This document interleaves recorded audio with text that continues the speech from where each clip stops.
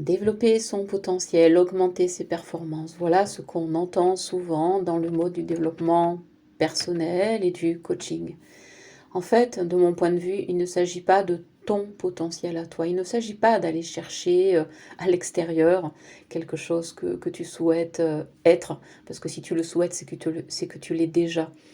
En fait, hein, il s'agit de ton potentiel qui est celui de tes talents, c'est-à-dire le potentiel à l'intérieur même de tes rêves. C'est-à-dire que parce que tu as ces rêves qui sont déjà réalisés dans ta conscience, donc ils sont réels, donc ils sont possibles, donc ils sont réalisables, parce que si tu y penses, tu les crées, si tu les crées, tu y crois, si tu y crois, c'est qu'ils existent. Et en fait, ces rêves-là sont pleins de potentiel déjà réalisé, déjà existant, et donc absolument et concrètement manifesté. Que ce soit dans le champ de ta conscience ou dans le champ vraiment de tes émotions. Et en fait, tes potentiels qui sont déjà là, donc réalisés, c'est à cela qu'il te faut t'accrocher. C'est à eux, à l'intérieur même des rêves. C'est un peu la substance du rêve, c'est un peu la structure du rêve. C'est à ça qu'il faut te lier. Et du coup, en te liant à ton rêve à travers le potentiel que tu y vois, qui s'y déploie en fait, et qui en permet évidemment la manifestation, ça te donne, ça te montre non seulement tes potentiels, mais ça te montre la nature qu'ils ont et le chemin intérieur qui est le tien pour simplement aller reconnaître que c'est déjà là. Parce qu'effectivement, rêve et toi, vous êtes liés. Tu ne peux pas rêver autre chose que ce qui existe déjà. Donc, si tu te lies à tes rêves, ce sont eux qui vont te donner les potentiels inhérents à leur réalisation.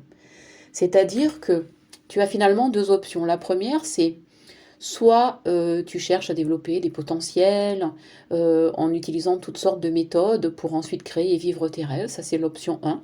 Et moi, l'option que j'utilise et qui me semble non seulement la plus pertinente, mais la plus durable, la plus efficace, la plus plaisante et surtout la plus cohérente, c'est que si tu te lis à ce qui te fait vibrer, à ce qui te fait rêver, que tu te lis et que tu en fais une sorte de miroir, d'identification, tu as plus de chances de développer tes potentiels parce que de fait, ils sont déjà réalisés.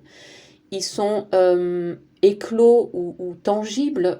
Tu peux les toucher, les voir, les sentir, les ressentir à travers ce qui est juste nécessaire à leur réalisation. Et de fait, simplement, en te liant à eux, simplement, tu les révèles en toi. Et en fait, ils sont déjà actifs, d'une part dans le rêve, et ensuite activés, manifestés dans le champ de la réalité concrète, tangible, on va dire du quotidien, où rêve et réalité peuvent vraiment travailler ensemble. Et je t'invite à aller te questionner sur la voie que tu as envie de choisir, soit faire une sorte de chemin linéaire où d'un coup il y aurait le potentiel plus loin, plus tard, après, et du coup évidemment les rêves après, parce que s'il te faut d'abord des potentiels, c'est que le rêve n'est pas encore là.